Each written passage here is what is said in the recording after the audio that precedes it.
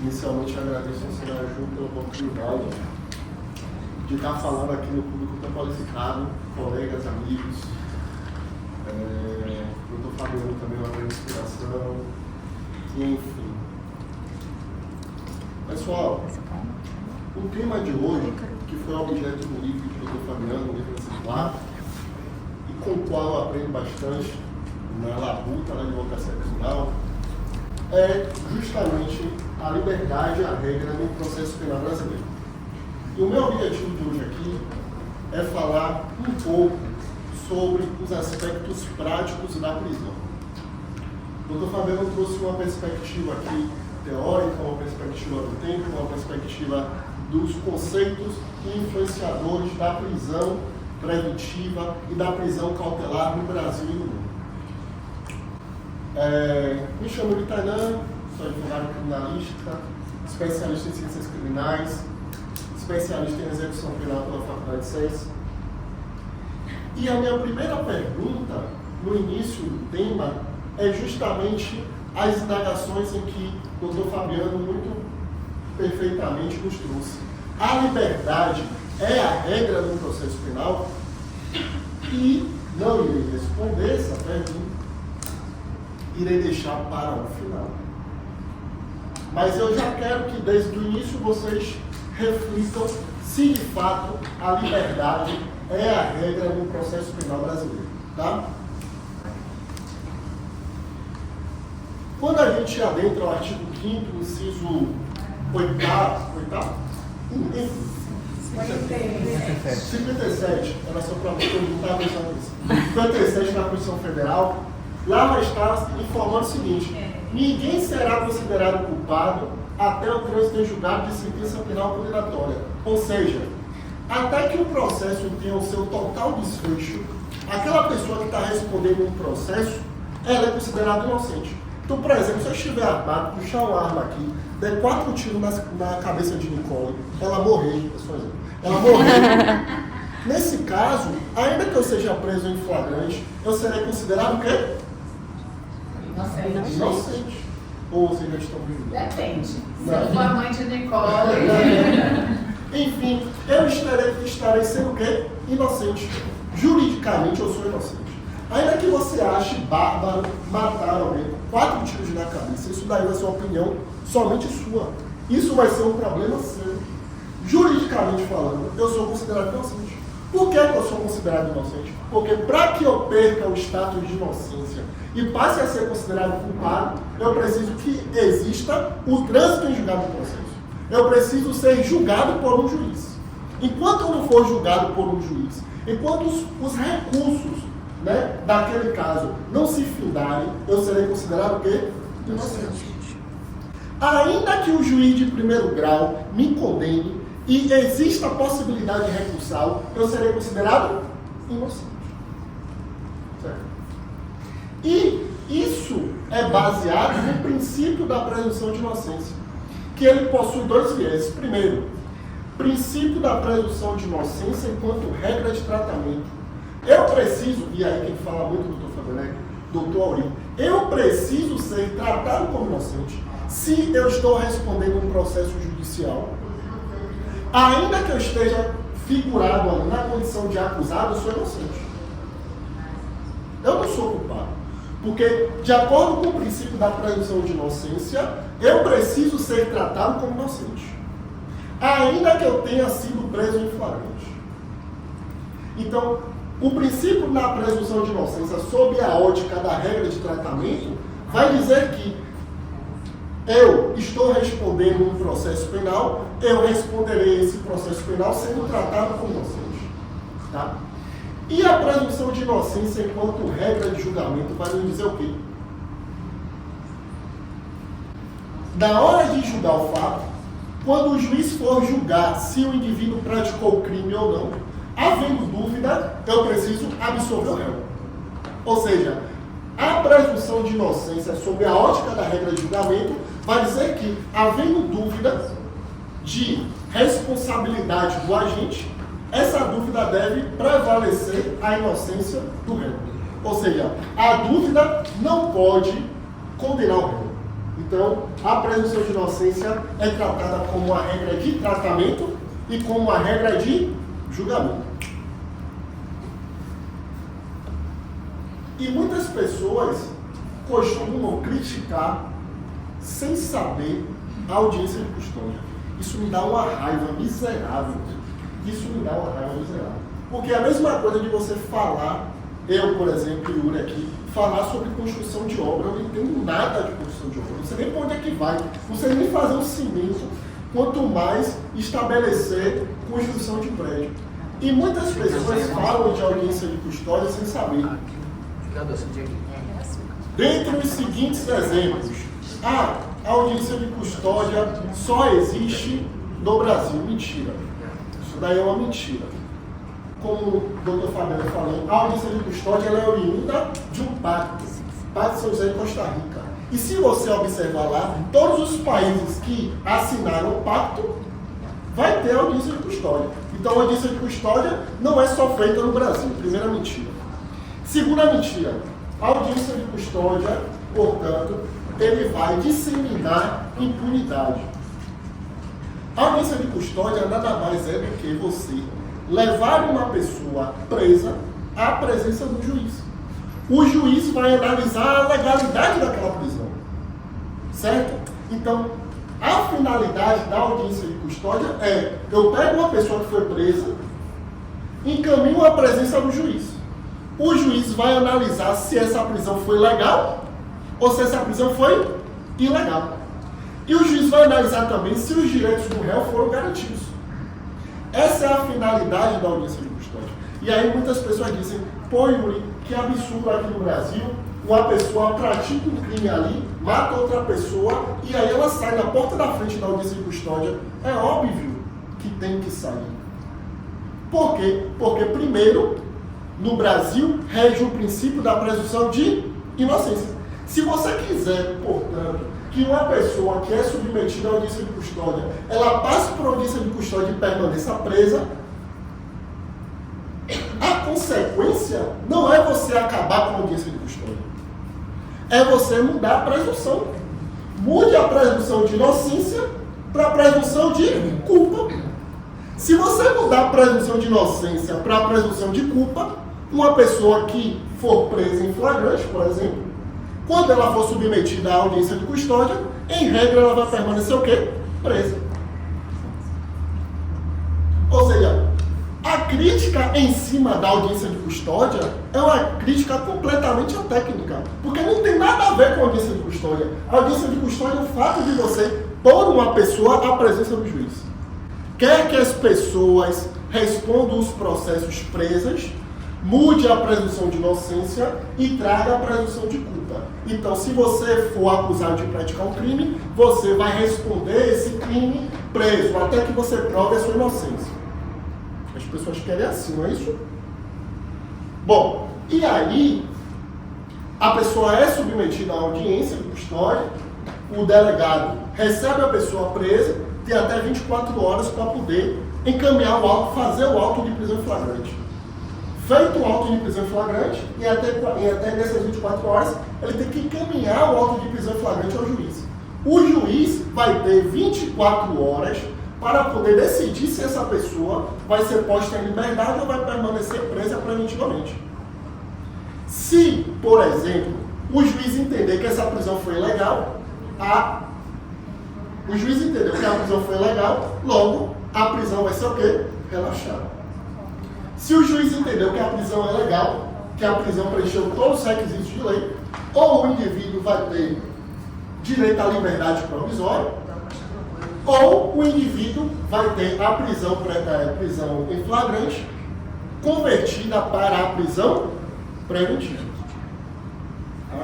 Então perceba, o motivo crítico das audiências de custódia no Brasil é um motivo completamente atécnico, certo? Por que atécnico? Pelos motivos já expostos. Rege a presunção de inocência e a regra da liberdade. A regra é, de fato, que uma pessoa passe por uma audiência de custódia e seja solta. Por quê? Presunção de inocência. Marcelo. Além do mais, além de que a regra é a liberdade, a prisão preventiva possui requisitos. Então, eu não posso simplesmente que uma pessoa que praticou o fato, ela passe por audiência de custódia e ela automaticamente fique presa. Por que isso não pode acontecer? Primeiro, porque a liberdade é a regra. Segundo, porque a prisão preventiva possui requisitos. Primeiro deles, houve uma mudança em lei recente de que o juiz não pode prender alguém preventivamente de ofício. E o que isso significa dizer? Se o auto de prisão em flagrante chegou até as mãos do juiz, se não tiver representação, ou seja, pedido do delegado de polícia, e se não tiver também pedido do Ministério Público, o juiz não pode prender essa pessoa. Ele não pode, entre aspas, solicitar e ao mesmo tempo decretar a prisão. Ele não pode cruzar e cabecear ao mesmo tempo. Ou seja, o juiz só vai poder prender aquela pessoa preventivamente se tiver um pedido do delegado de polícia ou se tiver um pedido do promotor de justiça. Se não tiver esses pedidos, o réu vai sair. Teoricamente. É para sair. Em um caso particular, um cliente foi preso por estar furtando fios aqui em Salvador. Imagina, furtar fio. E a autoridade policial não solicitou a prisão dele. E o Ministério Público não pediu a prisão preventiva dele. Eu sabia que ele ia sair. Por que eu sabia que ele ia sair? Porque o juiz não pode mais prender de ofício. O juiz não pode mais prender sem pedido. Então, muitas vezes as pessoas não sabem desse fundamento primeiro e criticam a audiência de custódia. Tá? Então, primeiro, para que tenha a prisão preventiva, que é exceção, eu preciso ter um pedido. Se não tem pedido, não tem prisão. Segundo ponto, existem requisitos e fundamentos da prisão. Dentre eles, aqui o 312 nos traz como, enfim, requisitos da prisão, fundamentos, a doutrina mescla.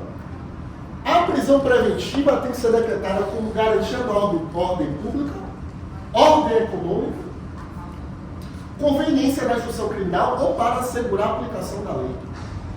E essas quatro hipóteses, elas não precisam necessariamente acontecer ao mesmo tempo. Pode acontecer uma delas para que haja prisão. Então, primeiro, vamos supor que, no exemplo que eu dei aqui com o Nicole, várias pessoas presenciaram o fato e esse fato está sendo comunicado perante a sociedade. Isso, teoricamente, abalou a ordem pública. Então, o juiz pode prender alguém como garantia da ordem pública.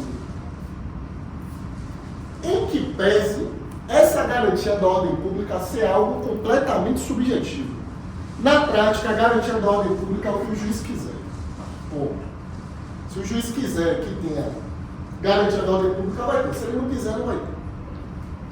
Ou ele pode fundamentar a decretação da preventiva por garantia da ordem econômica.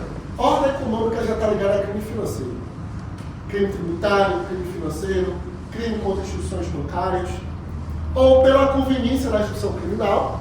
Por exemplo, há indícios de que uma pessoa o acusado está constrangendo testemunhas para poder depor a favor dela na audiência. Então ele pode, por exemplo, prender alguém para que ele não vá impactar na instrução. Ou ainda para assegurar a aplicação da lei penal. E aí é uma outra aberração que as pessoas falam.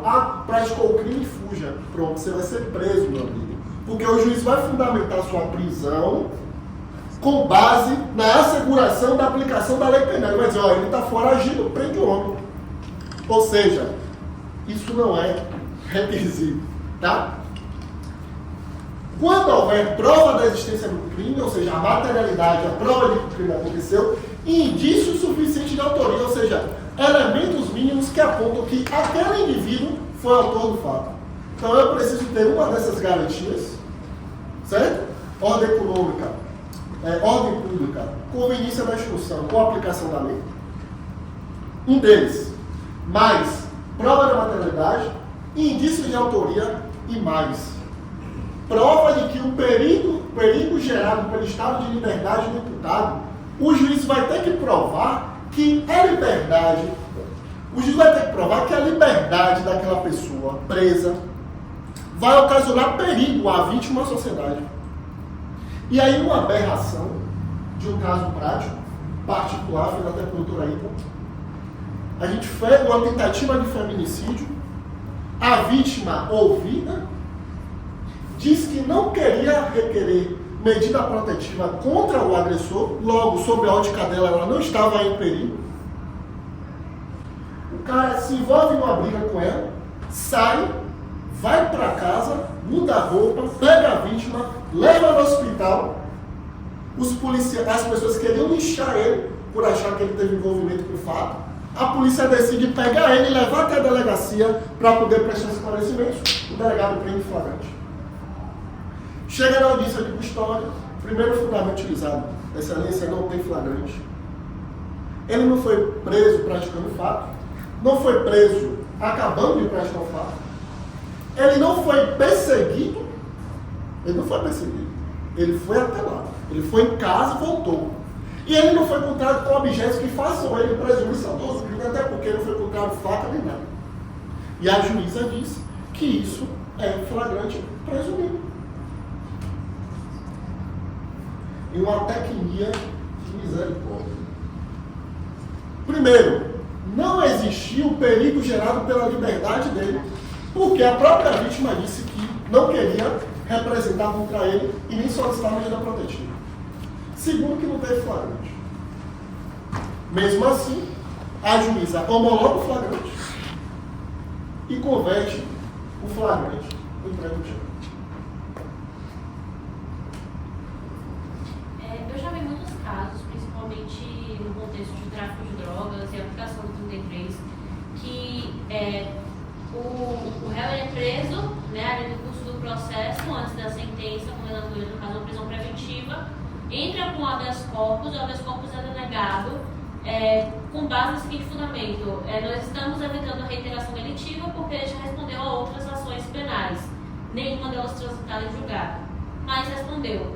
E aí já questionei muitas vezes, porque eu estagiei de órgão público, e aí eu já questionei muitas vezes se isso aí também não seria, né, um tipo de bis in idem. E me foi justificado que o bis in idem só ocorre quando era a aplicação da dosimetria da pena. Mas tecnicamente a gente está usando aquilo também, ferindo a presunção de inocência, para punir ele por uma coisa que, querendo ou não, já vai ser considerada lá na frente. E eu queria saber até onde vai esse limite, até onde pode se interferir ou não. Bom, professor. Aline. Aline? Isso. Aline? Isso. Bom. Aline, na minha opinião, isso daí vai ser validado ou valorado em razão de cada juiz individualmente. Tinha um juiz, enfim, aqui em Salvador, que o réu ele não responde outro processo criminal, não tem nenhum mandado de prisão do BNMP, solta. Então depende, tem juiz que, em que pese isso não ser considerado reincidência, e em muitos casos também não ser considerado maus antecedentes, tem juiz que valora isso para manter o indivíduo preso, porque diz que ele já tem uma reiteração na prática de crimes. Então, para garantir, para fundamentar a garantia da ordem pública, acaba mantendo essa pessoa presa para dar um freio. Isso, por si só, não é reincidência nem maus antecedentes, mas é utilizado. Ok, obrigada. Agora, doutor Yuri, o que eu estava observando, que eu pensava que era algo tão somente na minha cabeça, em relação à garantia da ordem pública, essa subjetividade, porque tem parecer do parquê, principalmente de doutora Flávia, que ela intitula a garantia da ordem pública como o indivíduo acusado ele não volte a delinquir. E quando já é com o doutor Setúbal, é tão somente pelo aquele clamor social, entendeu? Aí tudo isso acaba gerando um pouco mais de irascibilidade na cabeça do advogado, que às vezes não sabe como vai agir naquela determinada situação. Eu pensava que era somente eu que tinha esse posicionamento, mas acabei de perceber que você também concorda. Garantia da ordem pública aqui é algo que vem abalar a comunidade, né? E é um conceito indeterminado. Cada juiz vai valorar de uma forma, certo? Infelizmente é assim. Aí a gente vai ficar ali na aleatoriedade da coisa mesmo. E existe também a garantia da ordem pública reversa. Deolane foi presa e as pessoas foram para a porta do presídio, no clamor público, para poder soltar. Mas não serviu como forma de justificar a soltação dele.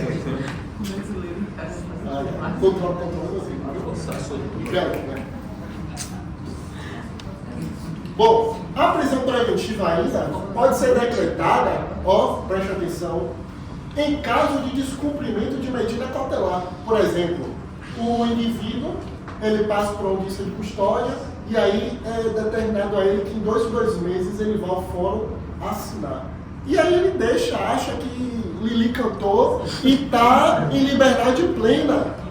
Deixa de ir lá assinar, deixa de cumprir suas obrigações, o juiz verifica que as medidas cautelares não vêm sendo cumpridas e o Ministério Público geralmente solicita e o juiz caneta uma decretação de preventiva por descumprimento de cautelar. Então, não é pelo fato de, por exemplo, você passar por audiência de custódia, foi liberado ali que o processo acabou, tá?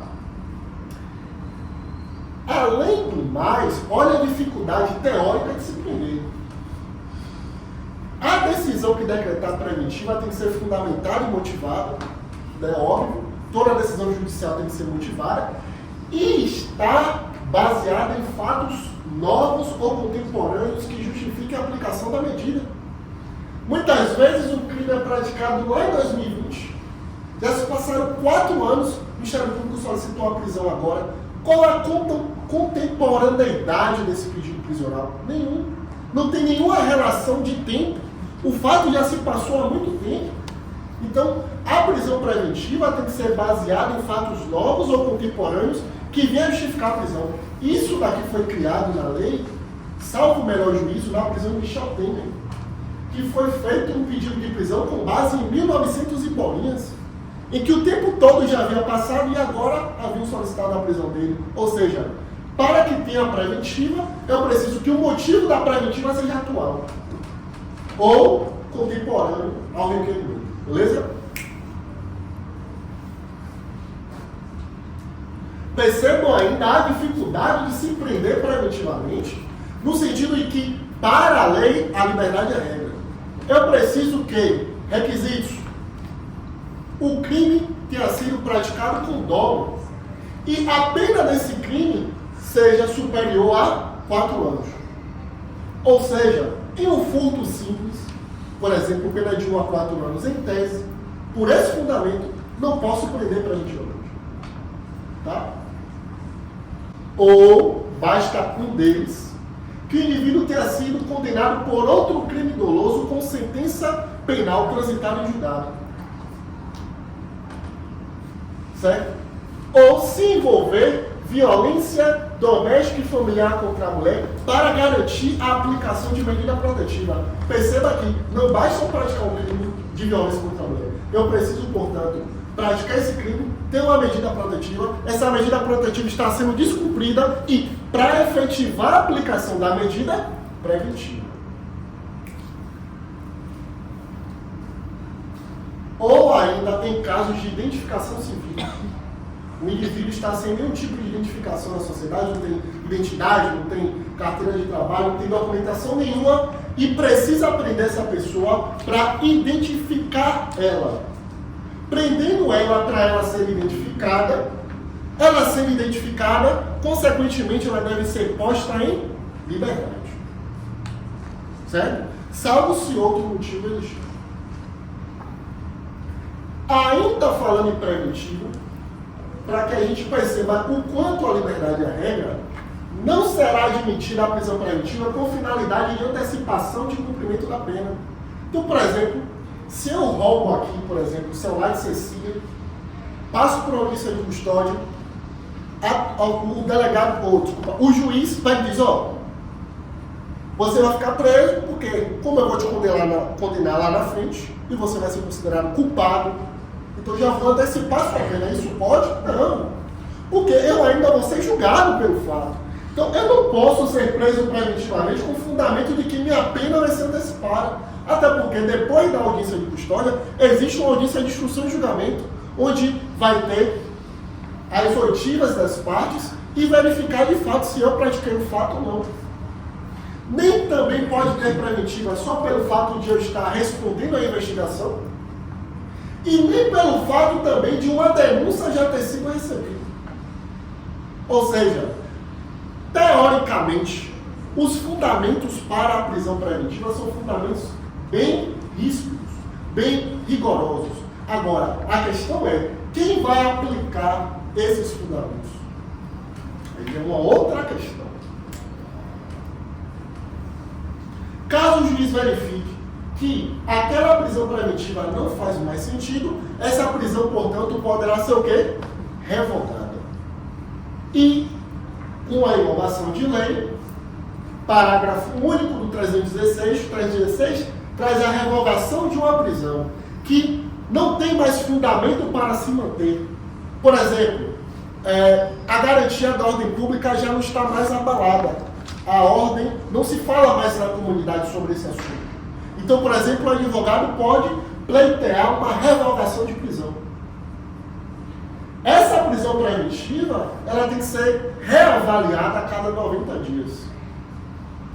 Sob pena de ser ilegal, em que pese os tribunais já entendem que isso é um mero marco temporal.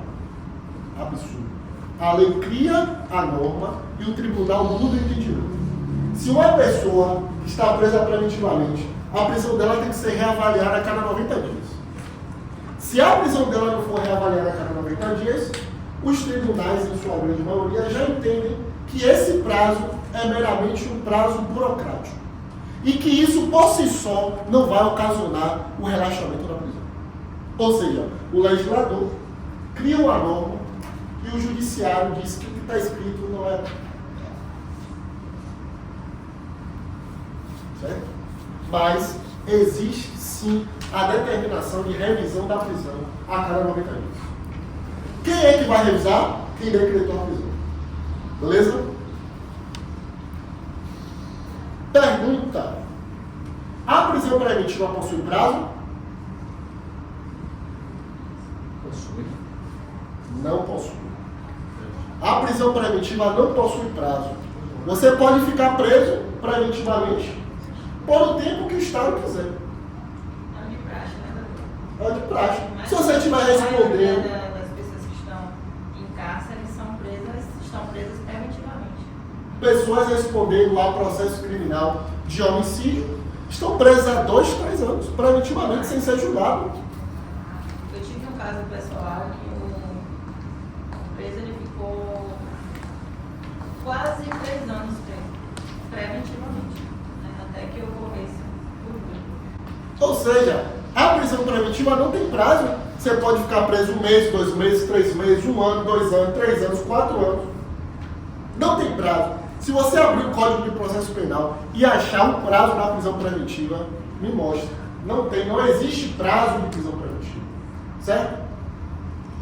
Agora, em que pese não existir prazo da prisão preventiva, essa prisão preventiva prolongada por muito tempo, tendo em vista que o indivíduo ainda é inocente, você pode argumentar um excesso de prazo na prisão preventiva? Sim. Ou seja, a prisão preventiva pode ter excesso de prazo. Excesso de prazo para quê? Para que o julgamento seja finalizado. E qual é o fundamento utilizado? O fundamento utilizado é o tempo. O tempo atrelado à prisão ilegal. Excesso de prazo, a prisão que era legal se torna ilegal. Então, o fundamento de combater, por exemplo, um excesso de prazo na prisão preventiva é o tempo. O tempo e a ilegalidade.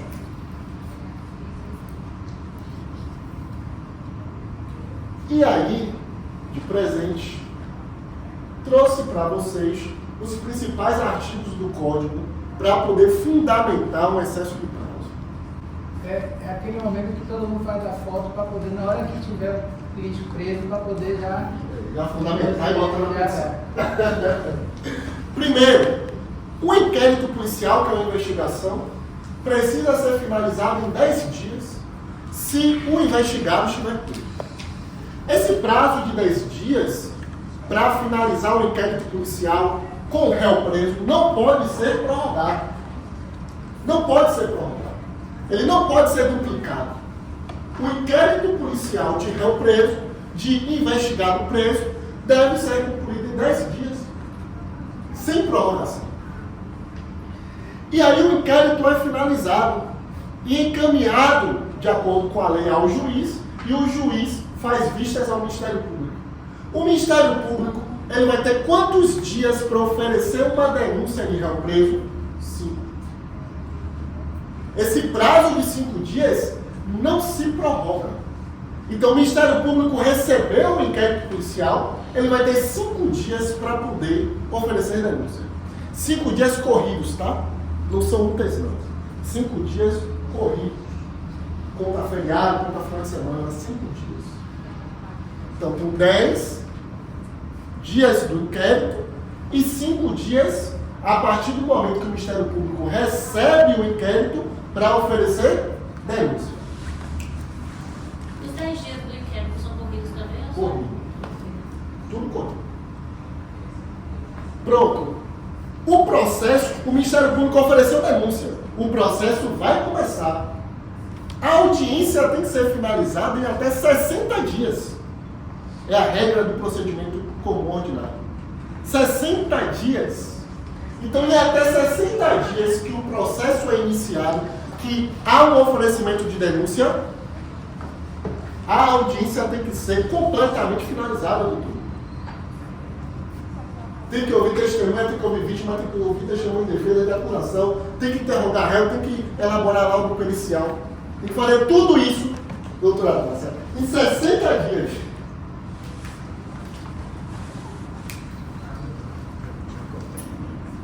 Se houver algum tipo, pode ir. Se houver, por favor, se houver algum tipo de extrapolação desse prazo, a prisão, teoricamente, se torna o quê? Ilegal.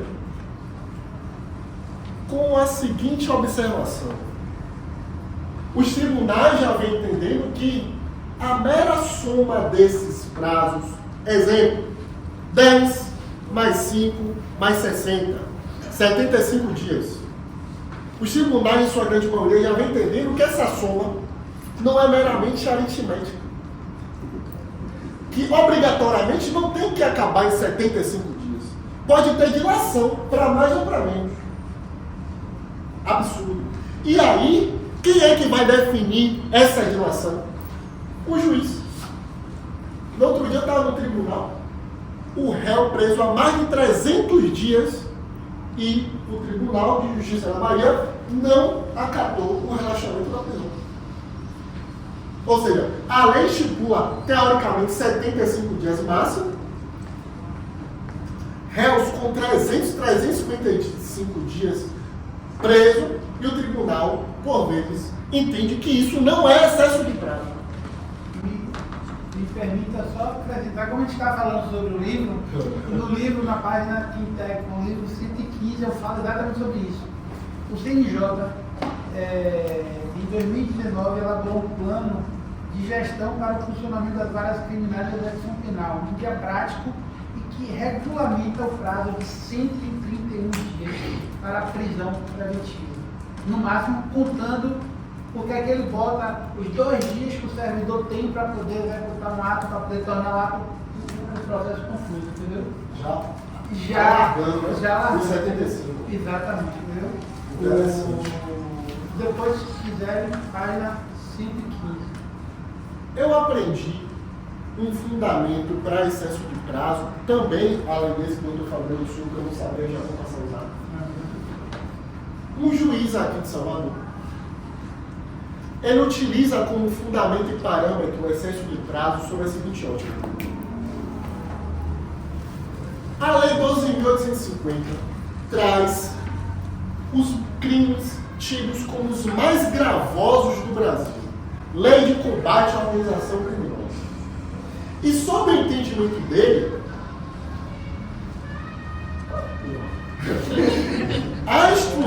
nessa lei, a instrução criminal deve ser finalizada, doutor Lino, em até 120 dias, prorrogando-se, no máximo, por igual período.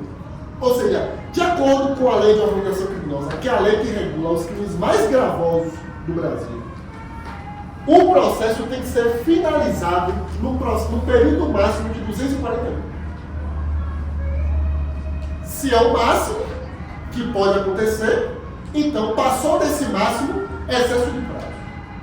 Com esse juízo, por exemplo, se o seu cliente estiver preso há 241 dias, pode ter certeza que ele sofre. Porque ele fundamenta a questão do prazo justamente na ótica da lei mais gravosa, que é a lei de organização criminosa. Então, por exemplo, em um pedido de relaxamento de prisão, você já pode usar esse fundamento. Ó, a lei de organização criminosa é a lei mais gravosa do país. Ela diz que o procedimento tem que acabar em 240 dias no máximo. Passou disso, é desarrazoável. Não tem nenhum tipo de proporcionalidade. E aí, um processo que a gente fez, de um cliente aqui no escritório com inúmeros processos judiciais contra ele, inúmeras notícias de descumprimento de medida protetiva, preso preventivamente e repercussão midiática, preso preventivamente há mais de, no mínimo, 30 dias. 10 dias para concluir o inquérito e 5 para oferecer denúncia. O fundamento que utilizamos foi que ele foi preso, pedido de relaxamento, ele foi preso, se apresentou espontaneamente ao comando da Polícia Militar, certo? Digo que a prisão tem que ser, dizemos que a prisão preventiva tem que ser reavaliada a cada 90 dias. Só que ele está preso há mais de 108. Certo? Digo aqui do prazo para oferecimento de denúncia e do prazo para a audiência ser finalizada, de acordo com o 400 CPP. Todos esses prazos foram ultrapassados. Outra coisa, um pedido de relaxamento de prisão com 2 páginas. Não precisa ser colocado em jurisprudência, porque o juiz já sabe o que é isso. Certo? E solicitamos o relaxamento da prisão preventiva pelo excesso de prazo. A juíza, portanto, acatou o pedido em paz. Ela não acolhe o relaxamento, mas revoga a prisão. Na prática, dá no mesmo, certo? Na prática, dá no mesmo e condicionou ele à liberdade provisória. Ou seja, revogou a prisão preventiva. Então, a importância de você dominar esses prazos para você fazer um pedido de relaxamento da prisão é fundamental. Doutor, licença. Essa questão que houve com o soldado Corrêa, certo? Me permita aí, viu? Como estou tratando de preventiva, né? Referente a essa questão que ele estava em uma dispensa médica e houve uma determinação do comandante-geral para a prisão dele. Ali já é uma prisão administrativa. Administrativa, certo? Aí já não vai entrar sobre a ótica desses fundamentos. Sim, entendi. Aí tem que ver lá as questões do estatuto para combater com base no estatuto da Polícia Militar. E não por excesso de prazo. Mas ele tem uma dispensa médica. Mas aí é uma prisão administrativa. É direito administrativo. Direito administrativo. Não é direito processual penal. Entendi. O que não significa que ela está correta. É isso que eu quero dizer. Mas não é, vamos dizer, a resposta não está aqui. Ela diz que é mais com um punho mais arbitrário, né? Já falei 40 minutos, foi? Voou, velho. Pelo menos para mim. Relativo. Bom, alguns dados da Defensoria Pública do Estado da Bahia para que você possa quebrar alguns paradigmas, principalmente noticiados por televisão. Não pude trazer todos, porque senão o slide iria ficar completamente imenso, nem vocês teriam paciência para ficar me ouvindo a tarde toda. Mas trouxe alguns principais, ligados à liberdade. Primeiro, a Defensoria Pública, no ano de 2023, fez estudos dos assistidos deles e trouxe a questão da taxa de retorno. O que é taxa de retorno? pessoas que já foram presas em algum momento e voltaram a ser presas. Isso não significa reincidência. Alguém foi preso e em algum momento voltou a ficar preso. Ou seja, da quantidade de pessoas que foram presas em flagrante, a sua grande maioria foram pessoas que não tinham entrada. Então, não existe esse mito de que se a pessoa for solta uma audiência de custódia, ela vai voltar a delinquir. Até porque os números já mostram que flagranteados sem entrada, 2.775. Flagranteados com reentrada, 123.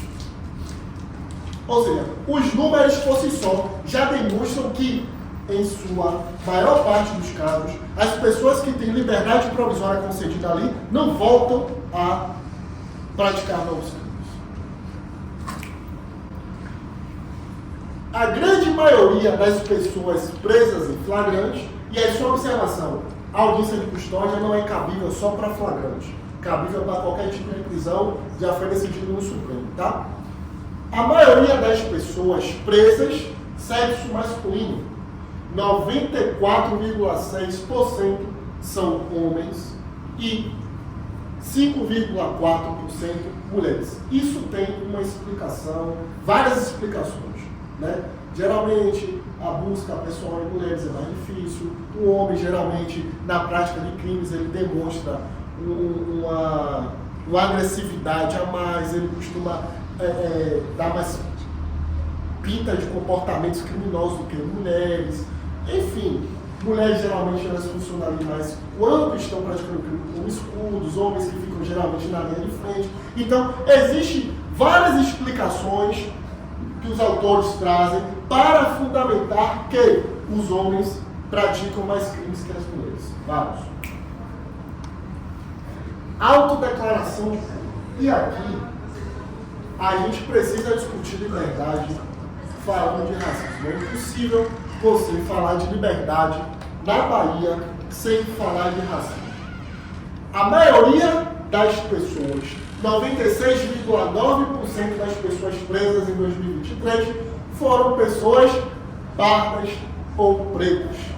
2.771 pessoas contra 90 pessoas brancas.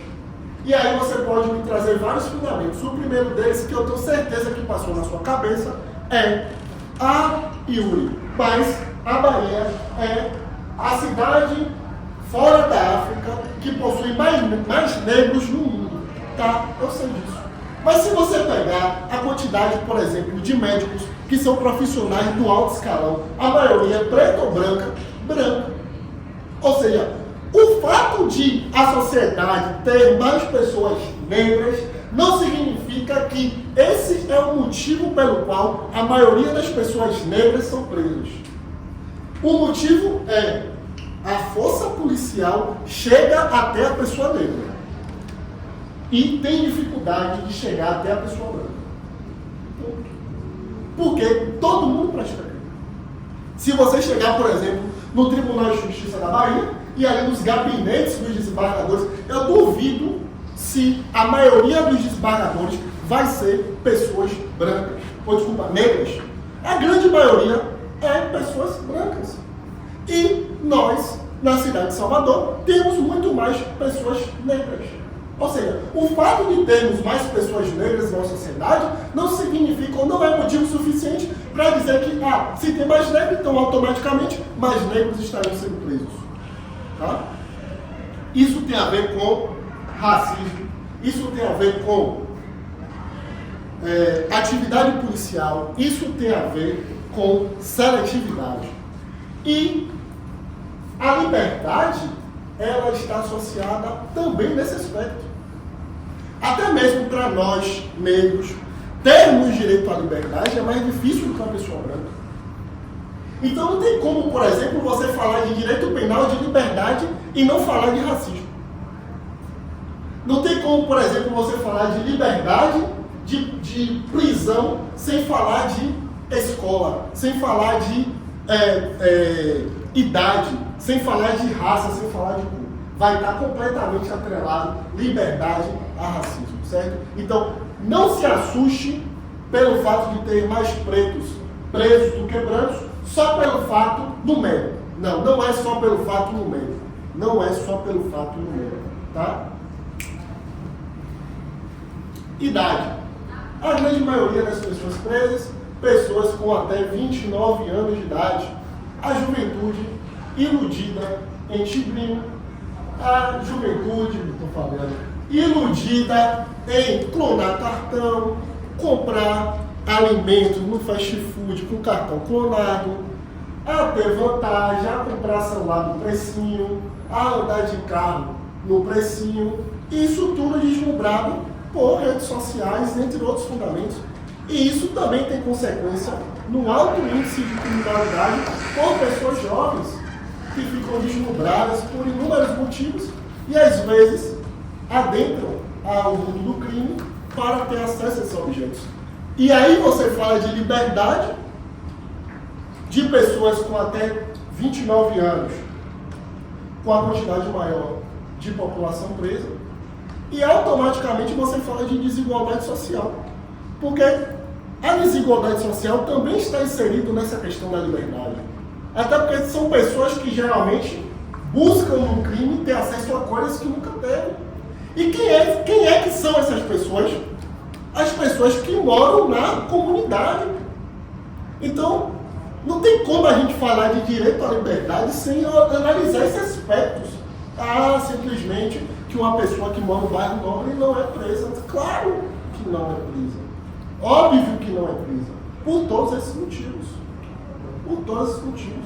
Uma situação que justifica, inclusive, a quantidade de jogos é que a maioria das pessoas que estão presas são por crimes ligados à lei de drogas, tráfico de drogas, e também crimes patrimoniais, furtos e roubo.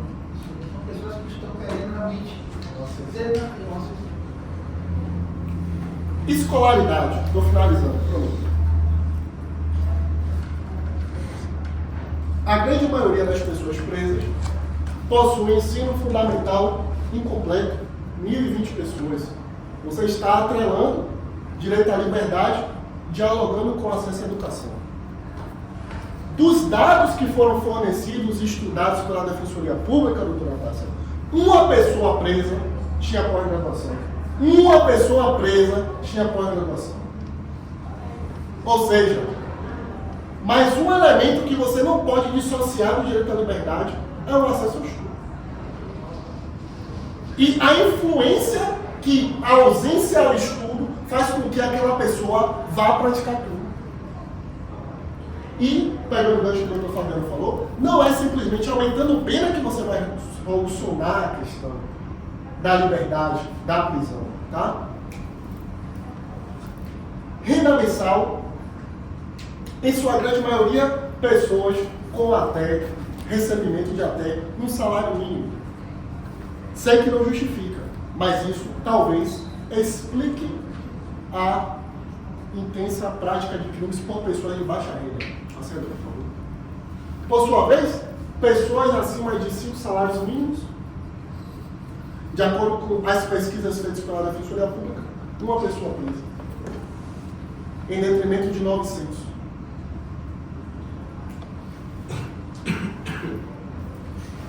E aí, doutor Luco, representação. Uma pequena maioria por advogados e uma grande parte pela Defensoria Pública. Não sei se fico triste com isso ou se fico feliz. Certo? Porque existe muita narrativa por trás disso daqui.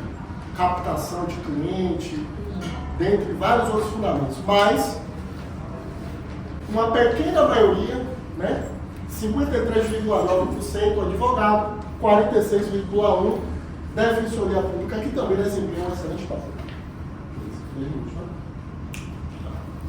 Estou acabando. Passei, por favor. Bom, só um último. Decisão.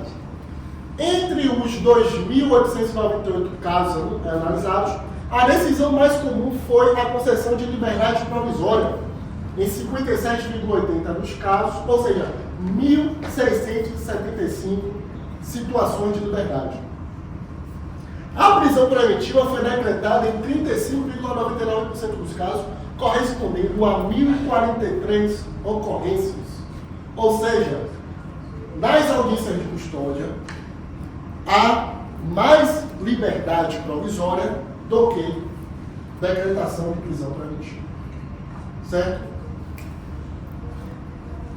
Entretanto, na minha opinião, esse número de decretação da prisão preventiva é extremamente alto.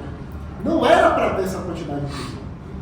Não era para existir mais de 1.000 decretações de prisão preventiva em uma audiência de custódia. Haja vista que a presunção é a presunção de inocência.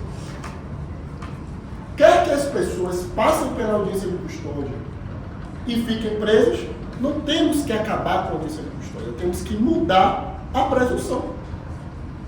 Vamos voltar lá ao estado de barbárie, que você vai ficar preso para comprovar que você é inocente, que foi preso pelo Estado.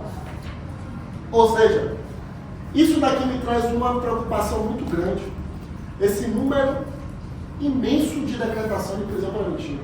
Inclusive, o CNJ, em uma completa aberração jurídica, instaurou um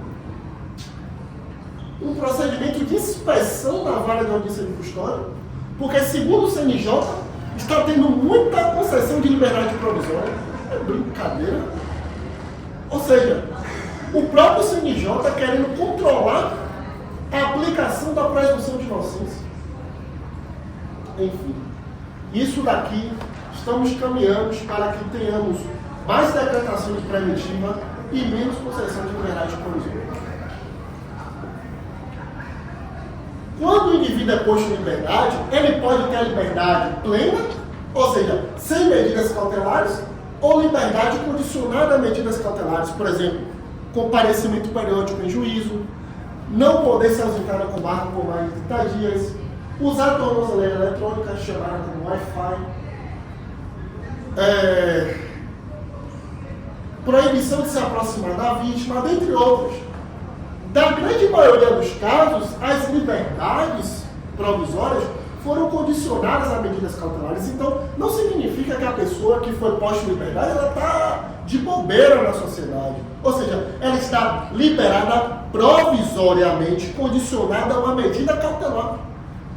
A pequena minoria que é liberdade plena, que deveria ser a maioria, até porque, se você abrir o Código de Processo Penal, lá vai dizer, só cabe a aplicação de medida cautelar de inércia na prisão quando for hipótese de prisão preventiva. E os juízes banalizam as medidas cautelares e condicionam a prisão preventiva.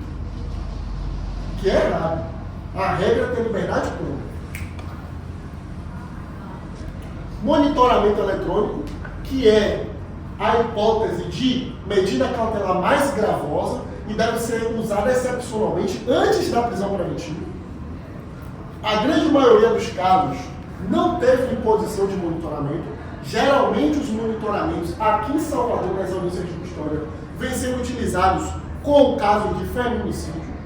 Seu cliente foi preso por feminicídio, saiba que 99% de chance é que ele saia com tornozeleira eletrônica. Se não for preso, vai ser com tornozeleira. Ou seja, mas a tornozeleira, ela não vem sendo utilizada em uma quantidade maior do que vem sendo utilizada, justamente por ser algo excepcional. Certo? Valeu. Passei. Não, tô bem.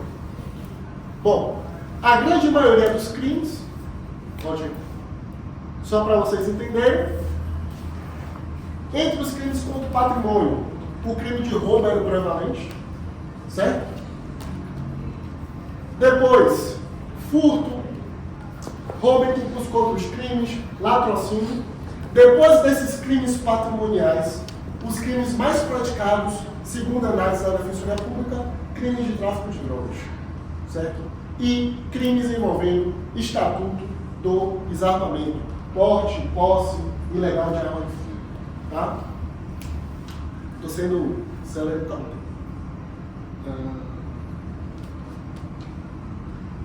há registro de ação penal ou de auto de prisão em flagrante anterior, ou seja, em muitos casos, a prisão daquela pessoa em audiência de custódia, ela já teve um histórico.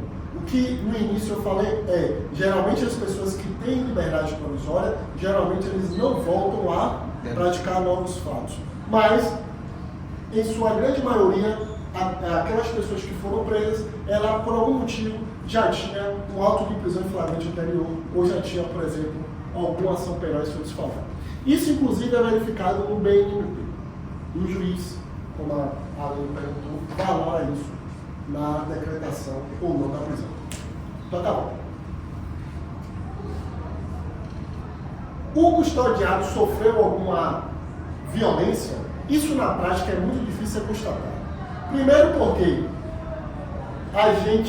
o indivíduo é levado para ser periciado, mas muitas vezes ele tem lesão e não fala, ou até mesmo ele tem lesão e não nomeia quem de fato praticou aquela lesão.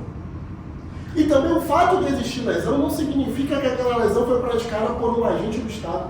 Pode ser praticada por linchamento, pode ser praticada por qualquer outra pessoa, uma autolesão, enfim.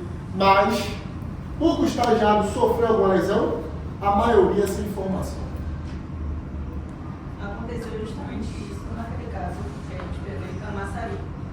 O custodiado ele foi agredido pelos policiais, porém ele ficou com medo de falar. Então ele não me disse que ele tinha sofrido agressões por parte dos policiais. Quando ele foi liberado, que ele me falou que houve agressão. Ainda existe essa questão de represália. Então, muitas vezes, o flagranteado opta por não informar, que é a grande maioria dos casos. E depois diz que não teve, que é a segunda maior hipótese. Tá? Autodeclaração de cor, já acabei falando, né? Que a maioria da população negra é a presa. Tá? Pode passar. Pode passar. Você está voltando? Para finalizar esse tópico, e finalizar também minha palestra, minha parte, perguntas reflexivas. Há como se discutir o direito à liberdade sem debater questões sociais que englobam a prisão? Na minha opinião, não. Não tem como você discutir direito à liberdade sem falar de racismo, sem falar de escolaridade, sem falar de faixa etária, sem falar de educação. Você tem que englobar a discussão da liberdade sobre todas essas óticas. E isso não me foi ensinado na faculdade. Eu não aprendi isso na faculdade. Eu aprendi isso depois de formar. Eu fui entender que a liberdade, ela não pode ser discutida só pela questão da liberdade, depois de buscar entender o porquê as pessoas negras são presas. E em que pese não ser militante, mas não consigo mais hoje em dia falar de liberdade sem falar de racismo. Não consigo. Porque é onde a força do Estado alcança. Infelizmente. E é uma situação bastante lastimável, porque até parece que os policiais utilizam até hoje algumas literaturas de Arthur de Gobineau, e fora que também a maioria dos juízes, maioria não, na sua totalidade, nunca pisaram por uma zona periférica, e também tem aquela história da porofobia, tem aversão ao pobre. Então isso daí nunca vai melhorar. Pois é. Então não tem como se discutir, na minha opinião, direito à liberdade sem questões sociais que englobam a prisão. Da mesma forma, na minha opinião, aumentar penas e aumentar a quantidade de presídios também não vai diminuir o índice de crimes. Não vai. Você tem que se discutir a base da prática do crime. Educação, escolaridade, renda, distribuição de valores, emprego, racismo. Você tem que discutir tudo isso para depois a gente chegar no porquê as pessoas praticam o crime. Em sua opinião, no caso aqui era em mim, a liberdade, ou na dos senhores e senhoras também, permanece sendo a regra? Para mim, ainda assim, mais com grande dificuldade. Acredito que as medidas do Supremo Tribunal Federal estão sendo direcionadas para atender clamor social. E penso que a cada dia que passa, teremos menos liberdades e mais prisões. Certo? Violando-se assim todo o princípio democrático do processo penal. E aqui é para você refletir. Achei essa figurinha bem bonita. Coloquei. Para finalizar, e agora é para finalizar mesmo, tivemos um caso aqui no escritório de um cliente policial e ele foi expedido um mandado de prisão em uma prisão pena, uma prisão definitiva.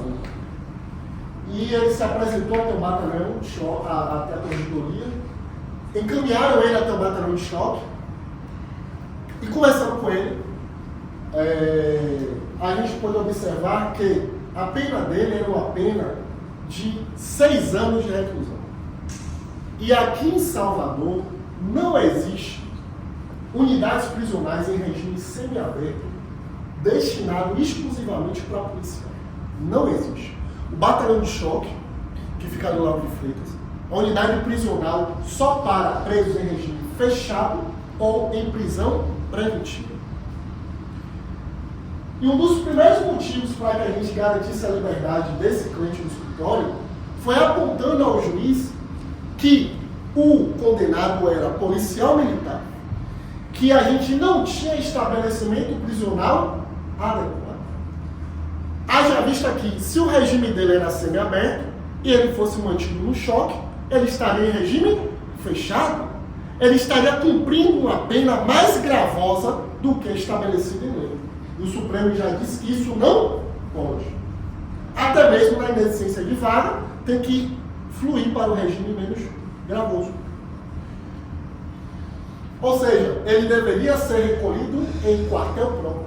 Até porque é muito perigoso você condicionar o policial militar alocado com outras pessoas como monitor, em que certamente ele já participou de diligências. Ou seja, o quartel não dispõe de unidade compatível com o semiaberto, de modo que só realiza o cumprimento de pena em regime fechado ou provisório. E a súmula vinculante do Supremo diz que a falta de estabelecimento penal adequado não autoriza a manutenção do condenado em regime mais gravoso. Ele não poderia estar lá. Da mesma forma, utilizando uma interpretação extensiva, abordamos que o apenado, porque já foi condenado, era o único responsável pelos interesses da sua genitora. A mãe dele está passando por problemas médicos e, portanto, ele é o único responsável pelos cuidados dessa mãe. Tudo isso foi abordado em petição, tudo isso foi abordado em audiência de justificação. E o nosso pedido era a substituição do regime semiaberto para uma prisão domiciliar. Melhora a situação dele? Óbvio. O juiz, analisando as peculiaridades, determinou a transferência dele para a ex-casa de albergue. Como é que funciona lá? O indivíduo basicamente fica livre o dia todo, chega às 18 horas, vai para lá. No outro dia, 5, 6 horas da manhã, parte a vida. Ou seja, o juiz já informou, já decidiu que, ao invés de ele ficar preso no regime semiaberto, lá na frente Coutinho em outra unidade, ele poderia ir para a casa de albergado, ficar livre durante o dia para cuidar de sua mãe, por exemplo, retornar de noite, dormir lá e sair 6 horas. Essa medida foi muito benéfica para ele, mas ele disse, doutor, nos disse, doutor, apesar de eu estar livre todos os dias, a saída da casa de albergado é muito perigosa. E para a gente policial, sair dali em certos horários é muito arriscado. E eu prefiro até ficar em casa do que dormir lá e ficar livre durante o dia. E aí, renovamos o pedido de prisão domiciliar, sendo acatado pelo juiz. Ou seja, a mensagem final que eu gostaria de deixar para vocês é que o juiz fundamentou o sentenciário apresentou documento firmado em cartório de que é o único responsável por cuidar de sua genitora, que é uma senhora de 90 anos, acometida de AVC. E isso posto consegue o regime semiaberto harmonizado. Como é que funciona na prática? Ele vai para casa e usa a tornozeleira eletrônica. Ou seja, ele não permaneceu preso. Isso significa dizer que tem como discutir direito à liberdade no âmbito da execução penal. Beleza? E sim, sigo crente, acreditando, lutando para que a liberdade seja a regra no ordenamento jurídico. Obrigado, espero que tenham